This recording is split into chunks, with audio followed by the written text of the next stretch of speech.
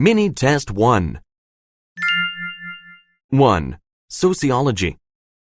Listen to a lecture in a sociology class. I want to talk about a fairly new field of study called, don't laugh, but it's called garbology.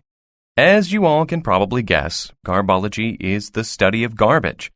And more specifically, it is the study of landfills and the trash that overflows from them. Are we pretty clear so far? There are a couple of reasons why someone might take an interest in garbology.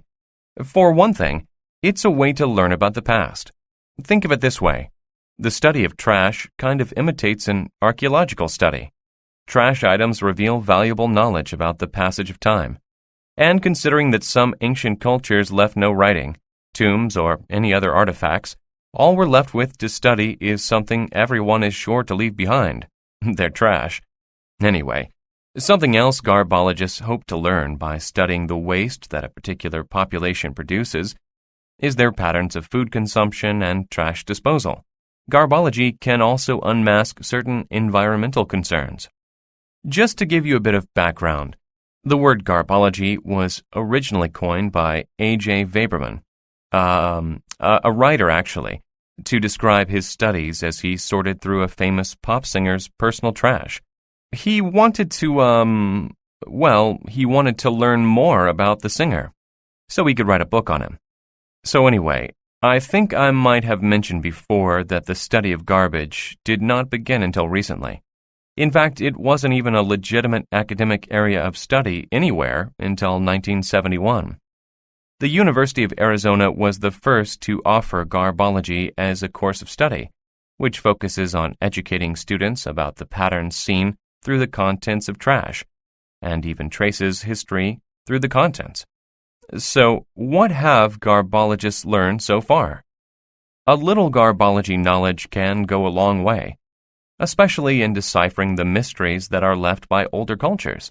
For example, by studying food remains, garbologists can tell what kinds of food a population used to eat and what their nutrition was like. Or pieces of tools that were broken or failed could be used to learn about the types of technology a culture had developed. Finally, studying the pollen from plants found discarded in the area, garbologists can learn about the flora in the region. Do you all have any questions about how garbology is used to study the past? Good. Let's keep moving on then.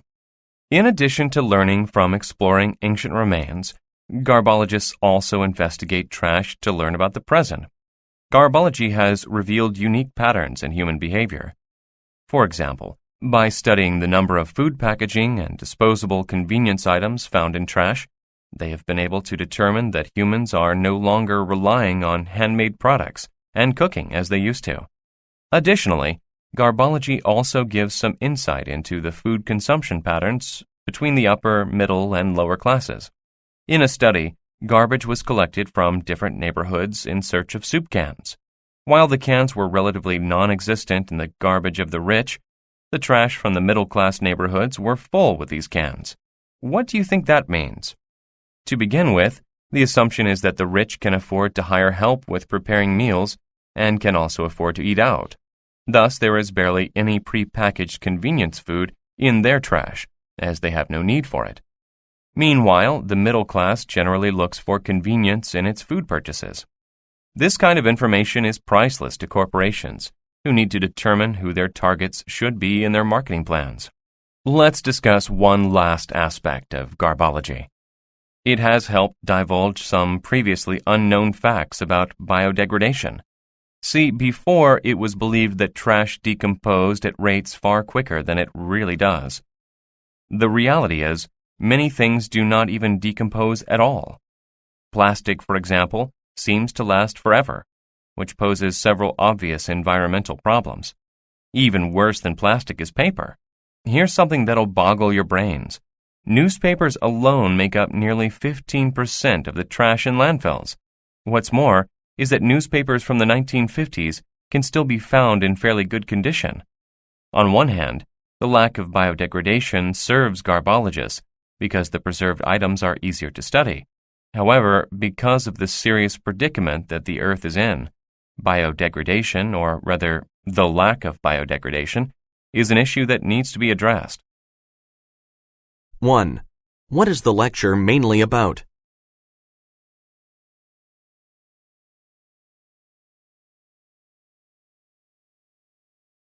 2. What aspect of garbology did the professor mainly discuss?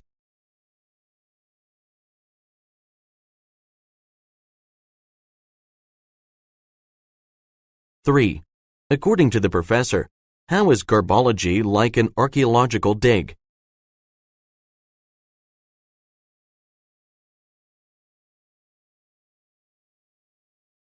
4.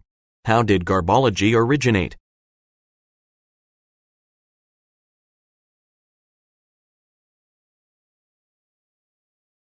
5.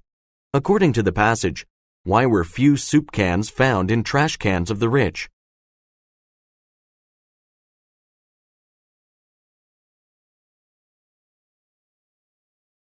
6. According to the passage, which of the following is true of newspapers?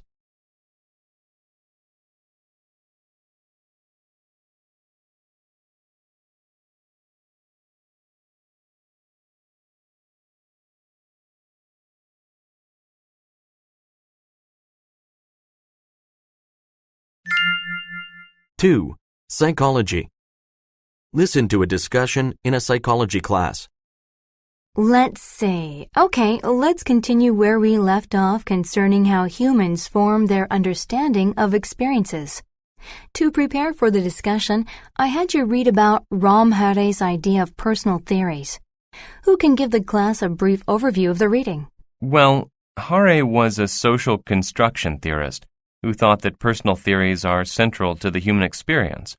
But, can you explain a little more about what you mean when you say personal theories?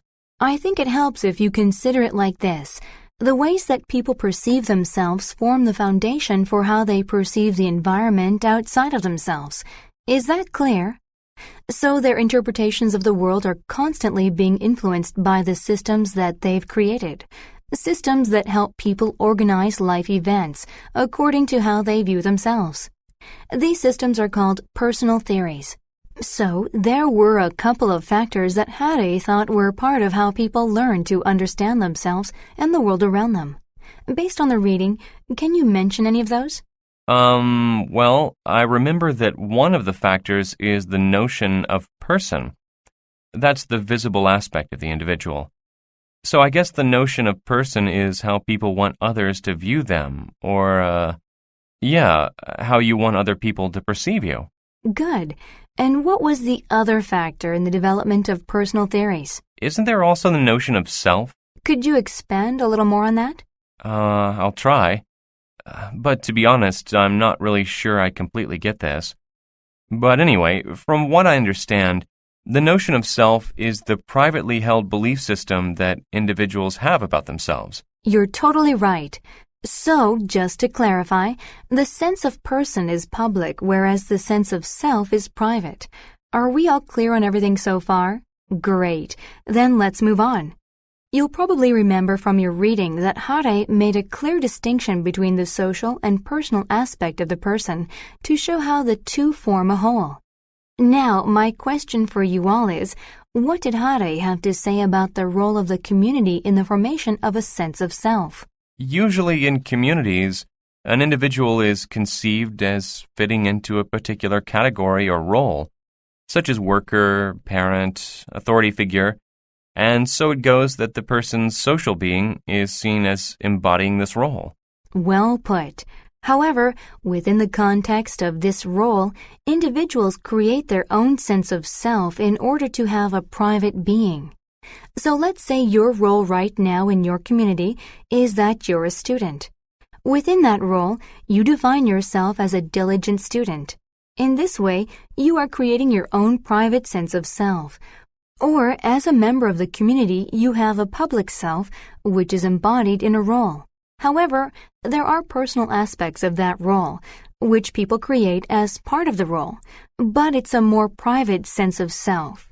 Okay, now, according to Hare, are people born with a sense of self? No, in fact, he made a big deal out of explaining that the self and the person are not innate, but rather they are constructed through social experiences. That's it, right. And that's a key point that we'll talk about next. 7. What are the speakers mainly discussing?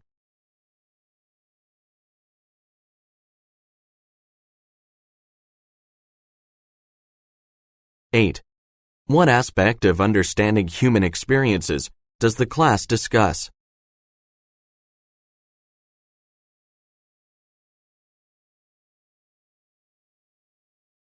9. What are personal theories?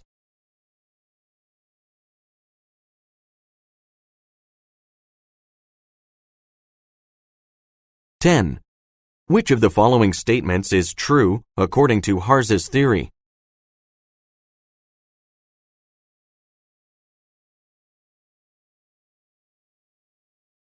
11.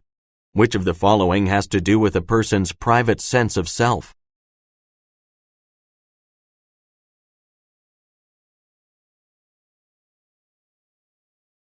12. Where does the idea of self originate?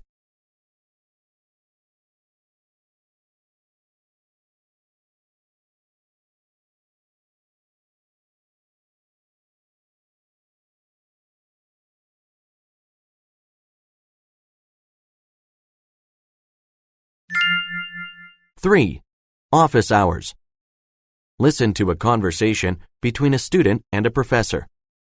Professor Williams? Ah, Jillian, come in. What can I help you with today? Well, it's about the paper. I've run into some problems. See, my aunt hasn't been well recently, and I've been spending a lot of time with her. I'm sorry to hear that. And, as for the paper, I've tried to give it my best effort, and while I've been able to form most of it, I'm afraid that I won't be submitting my best work due to my current circumstances. What should I do? Really, all I can say is try your best.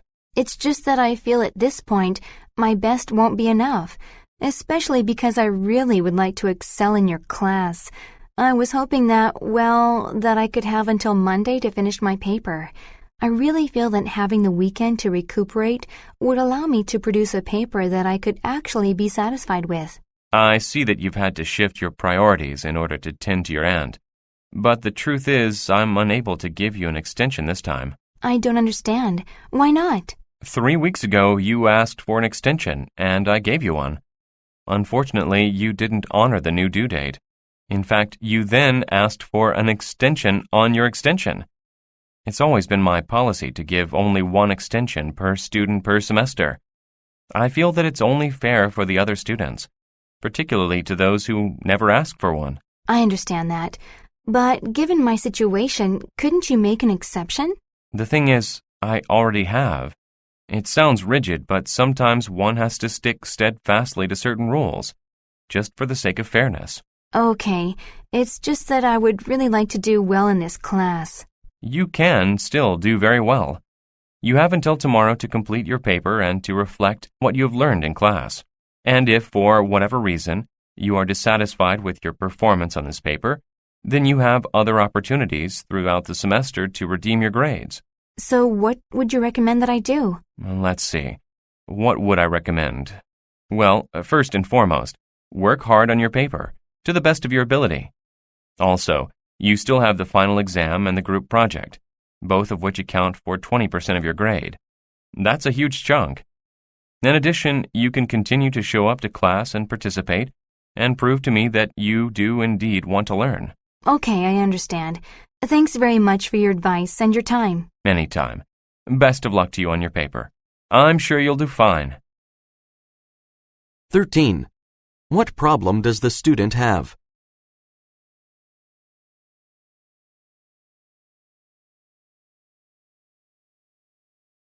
14.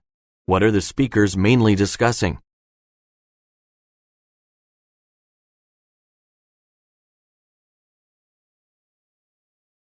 15. Which of the following is true according to the student?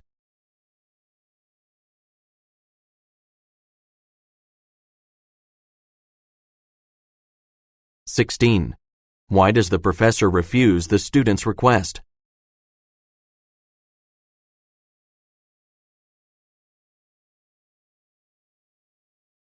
17.